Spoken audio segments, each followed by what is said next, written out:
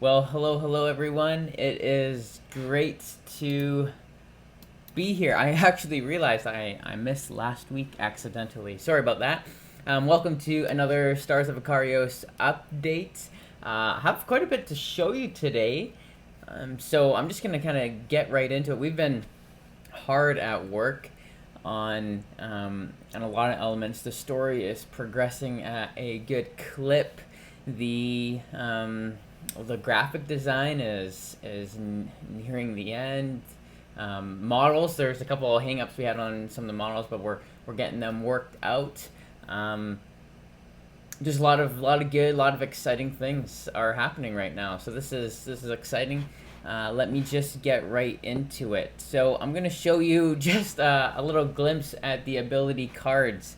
There's a lot of them. So in the notes, I think sometimes, when you say there's like 55 engine cards, there will be some duplicates, but we actually have we have a lot of variety that's going to be happening in all of the different types of cards. So I'm just going to give you a quick peek. This is how we do it as far as the process goes. I do my little hack, my hacking Photoshop abilities, and I lay it out just like this, and then I'll send it on to our graphic designer, who then actually fixes it. So it's kind of fun.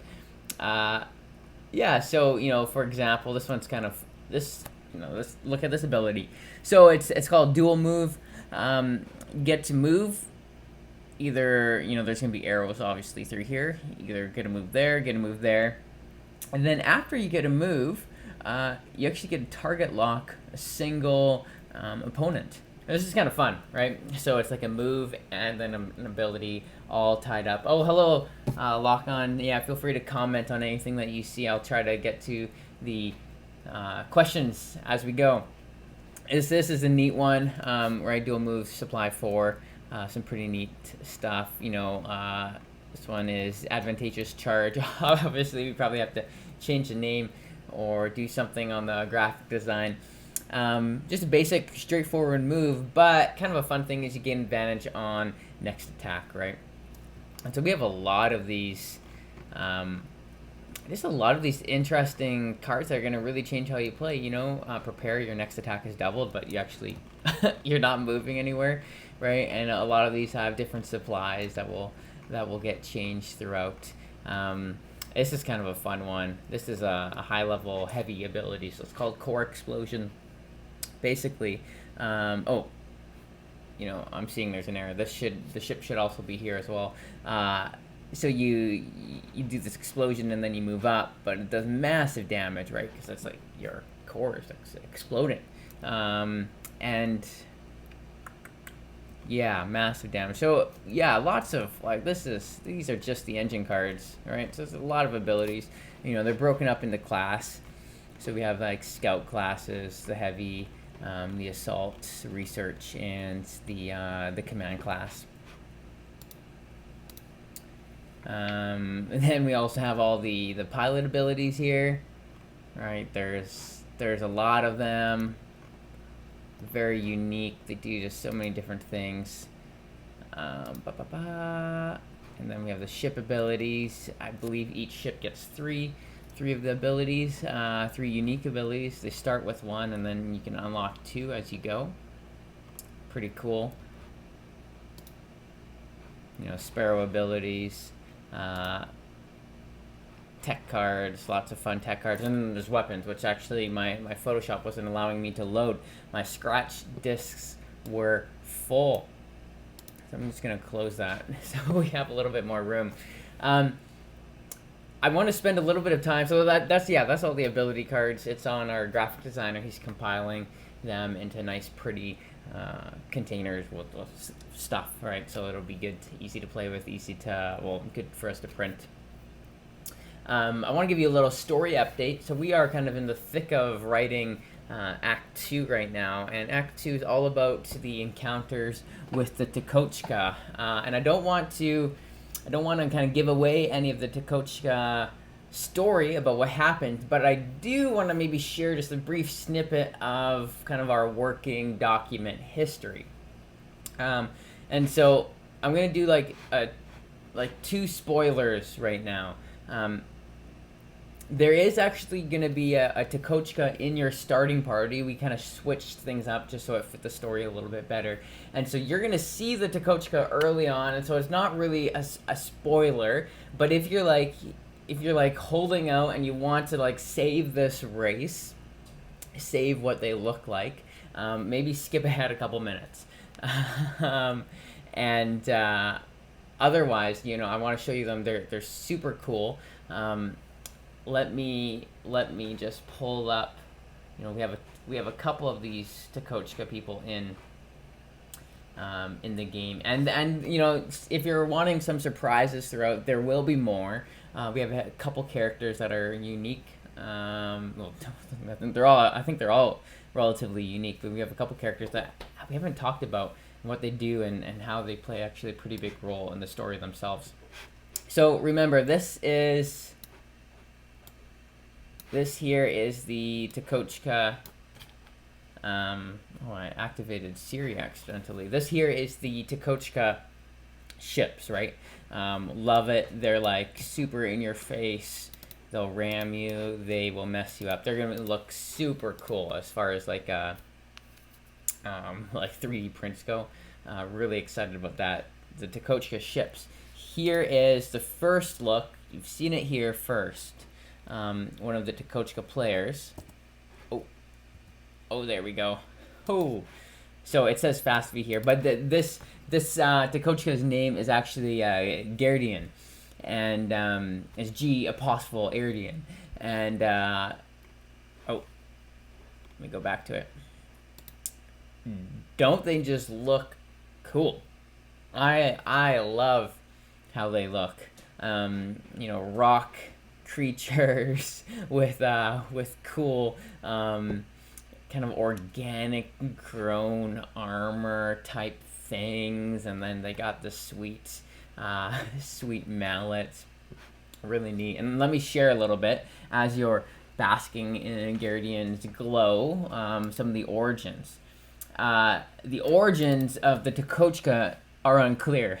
This is primarily due to the fact that they were left to their own devices for many years. The massive asteroid field they inhabit prevented outsiders from exploring deep into Takochka territory until space travel, particularly navigation and sensor arrays, improved sufficiently. As space travel became commonplace, it was discovered that the Takochka mined the fuel required for space jumps in much more significant quantities than had been found throughout the rest of the galaxy. The supply from deep within their asteroid fields appeared limitless, and the techniques and skills the Takochka had developed in mining these resources meant that they had nearly perfected the process. And in the last couple generations, outsiders became aware of the Takochka's use of the gas, charmingly titled Space Gas 7 by an uncreative scientist, to enhance their atmosphere. In its raw form, the gas is poisonous to most other species, but perfect for Takochkans. Also, by processing their gas into other states, it's beneficial to the Takochkan species. And there's quite a bit more, which I won't get into, but suffice to say that the actual fuel that drives the Takochka or that fuels our ships. The Takochka actually used it as a very vital substance, and this is what this little glow is. It's pretty neat. And so while the Takochkans might be hard to get along with, they are definitely in control of some massive fuel reserves in the Akarios galaxy. It's pretty cool. So that's them. Hey guys, loving what's coming in here. Chris Holgate, nice. Hey Jonathan, hey team. Stanley, rock people using rock mallet as weapon. That feels like a human swinging someone else's limb as a weapon. Oh, that's funny. That's funny, Stanley. Cool. So that's Takochka's. Really excited about how they're gonna look in person. And I'm just gonna Oh, no, no, no, no, no. Come on, Brendan.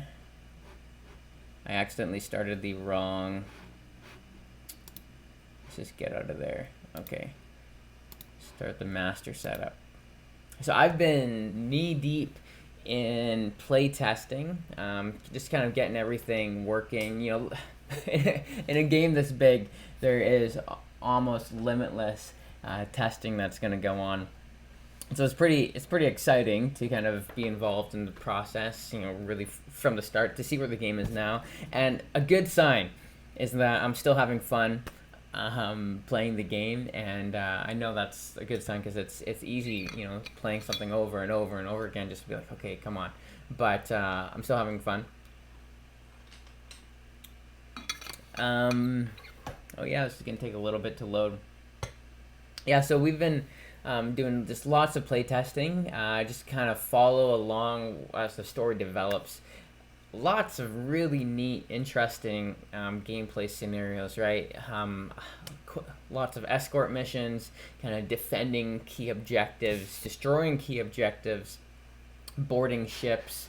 Lots of, I think, unique challenges that when you set down to play a scenario, you're not going to kind of get the same run-of-the-mill go here and kill all creatures objective each scenario, and I think that's great, right? Because you want the scenarios to be varied. You want them to match the actual story of what's being told. So here we go. Stars of Akarios. Sometimes Tabletopia takes forever to load when you're going, hey, well, as I'm waiting, if you guys have any questions, feel free to put them into the chat. And I think we're initializing. I'll try to get to the answers. Oh, Jonathan's asking me, what is my favorite ship model? Well, everyone makes fun of me that my favorite ship model is the Merkava. The player ship, the human player ship. I don't know where. Actually, I have it somewhere over there on my shelf. I really like it, but there's actually a few ships that I have been modeled that I haven't seen printed out that might become my favorite. As far as the enemy ships go, it's going to be a toss-up between the Yurs and the Takochka. I think are really, really unique. Okay, so this is the new, well, it's not new, but it's just the master player setup. This is what I use to play test the game right now. So you'll notice we have all the enemies here except the Takochka. So we have the Ur synthetics and the Ronins. And then we have a couple some terrain sets that we can mix and match. And then we have a lot of our weapons and upgrades and everything in here. So this is where I've been spending a lot of time. Most of the most days I actually wake up pretty early. My wife, I think, makes fun of me a little bit for how early I wake up, but it's in between in between like 5:30 and 6:30 when I'll get up, and then make some coffee, sit down, I do some meditation, actually, a little bit of reading, and then I jump into about a 90-minute play session and tweaking. That's the first thing I do every day. So every day, make sure I get at least 90 minutes in. And typically, I do multiple sessions throughout the day, but I do a 90-minute kind of close all my apps, turn off my phone, put everything away, do not disturb on the computer, and just dig in. And so this is my view every morning. Gotten quite used to the hotkeys in Tabletopia, and it's been sweet just to see the game grow and progress, and I'm excited to kind of show you more. Adam Kuzik asks, have you ever considered making a proper RPG in the Akarios setting? You know, I think it's a definitely cool idea, and you know, you see an example that's, you know, not quite the same, but Root, they did like a, I don't think it was like a D&D supplement, but Root did like a role-playing game based on the Roots world, and I love that. And Jonathan, team member, developer who's helped on the design of Akarios, he loves RPGs as well, and so I know he has kind of one brewing for a while, and there's been talks about how this game could kind of grow into that, have that as a supplement, and I would say that's probably a couple years down the line, because what we want to do ultimately with Akarios, right? We want to build this incredible foundation, and I think you guys are going to be super impressed with the story that's told throughout the journey. Jonathan asked how long the game is. So branching narrative, side quest, right? I think you could probably beeline your way through the main quest if you didn't stop to smell the roses in maybe 30 hours. But if what we expect a typical game to be 50 plus. It kind of depends also on your player count, right? So roughly a scenario is around 15 minutes per person. And so if you're playing, solo, you could actually probably get through the game a little bit quicker. Typically how I measure the time frame is based on a kind of a 2-3 player count, and I go from there. Even when I'm playing solo, I tend to play multi-handed instead of true solo, just because I like controlling multiple ships and seeing the interactions between the two, because I think that, for me, is kind of where Akarios shines. It's in the interactions between ships' abilities and their classes and all that. Yeah, Chris Holgate, some of the artwork and concepts would work well for that too. Yeah, he's jumping on board for the RPG train. Yeah, and totally, we've discussed this in house, and I do think it is something that that you might see in a few years. Like I was saying, we want to make this game wonderful, great, and we want to build a franchise, because I think this has the potential to be just to be an incredible game where we can tell this unfolding story in the Akarios galaxy. And hopefully, as the community grows, as people get more invested in this, that we can tell more stories to more people in different settings. And whether that's board game, whether that's role playing game, maybe that's even like a worker placement game instead in this galaxy. Who knows, right? We're excited about the future on it. All right, so that's the gameplay. This is where my life is. Oh, yeah. So, Jonathan Shea just asked a question, and I'm just going to open something up for him. Jonathan Shea asks, do your levels scale or account for a different number of players? Absolutely. It would be kind of lame if you jumped in with one ship or 4 ships, right, and you had the same amount of enemies. So there's 2 ways, Jonathan, that they scale. One is by number of ships, and the other is by regular or elite types of ships. So typically this is, let me kind of get rid of this. Oh, no. There we go. So this is like a scenario setup. I build these as we go, and I can move stuff as I want. But so you have here exactly kind of what your setup should be, right? So if you're playing one player, you just follow. I just want to set up everything that's 1. If you play 2, set up everything that's the 2, and a 1, right? 1 plus, set up a 3, go on. And then we're gonna do another thing. This is kind of like the basic scaling. What we're going to do is kind of have like an easy, normal, or hard mode where you can actually not artificially scale, but you can increase kind of just the difficulty of the game as you see fit. Because some people really like a challenge. Other people want to maybe just experience the narrative journey without worrying about dying or failing missions, even though it's a fail forward game. So if you lose a scenario, you don't actually have to go back and repeat it. I think this is going to be, not a new concept, but for a game that's the scope, right? If you lose a scenario, we take that into account and you actually move on. Like the story changes in some essences because of your winner, because of the outcome of the scenario. So for example, this scenario is actually pretty interesting. I won't give you any of the context, but this here is a ship that's on your team. These are all enemies, and you are using this ship as baits, and so you guys are hiding behind these planets, and all the enemies warp into the sector. They're trying to kill this guy, and the enemies act first on their team. Enemies act first here, and then you swoop in, protect, defend your friendly ship, and destroy the enemies. Pretty cool. And then A, B, probably enemies will spawn also in a future round. So that's fun. All right. Okay, so I'm going to just close that up. Oh, you guys are just looking at this. Let me... Okay, last thing I want to show you all today is just a little bit of an update on the app. So the app is cool. It's really coming along. I know I talked about this a couple weeks ago.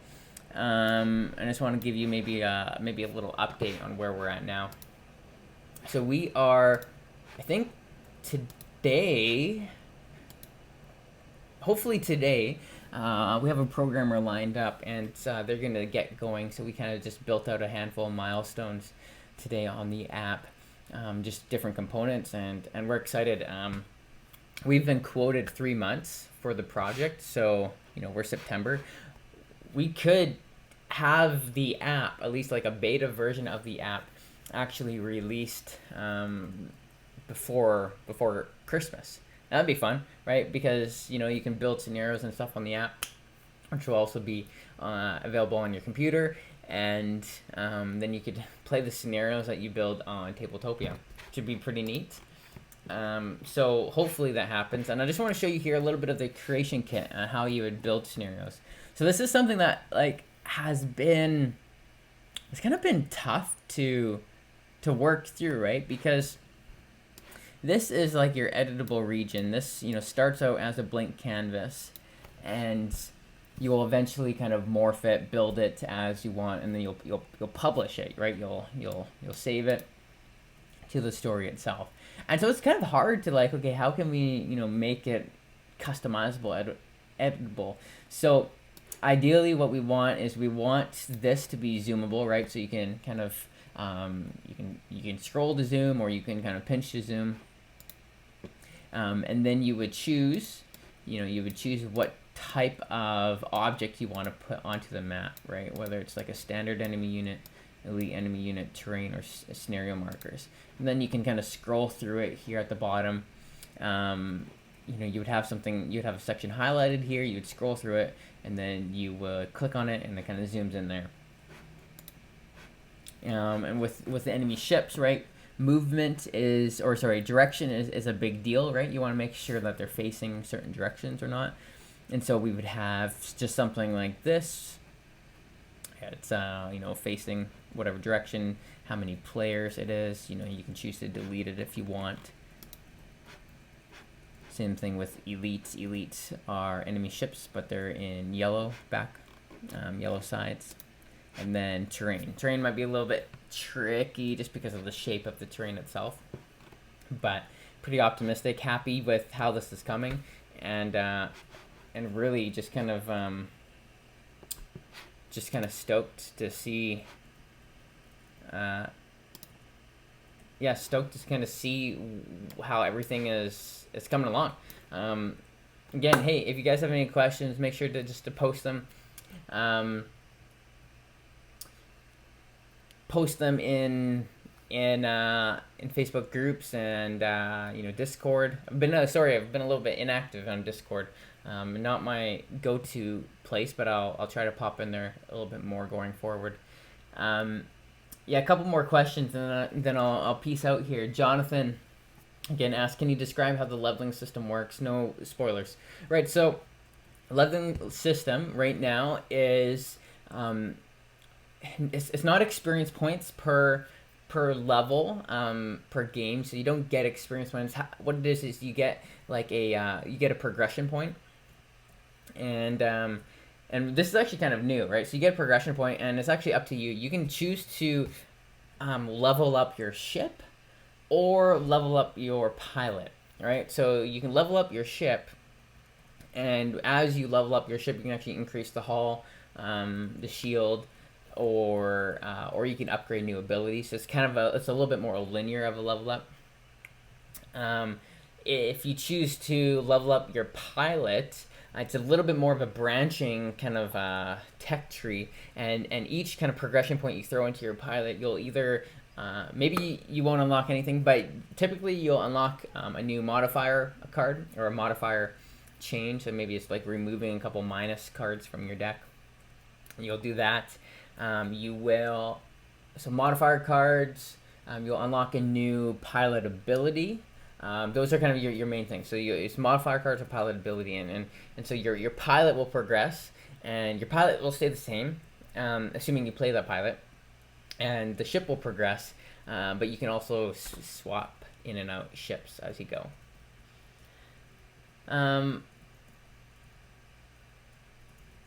Adam says, can you add into the app mission templates? Example, an escort, survival. Yeah, so the mission templates is actually pretty broad in the sense that before the building setup area in the app, you actually have the opportunity to write your own story and write your own mission objectives and any scenario specifics.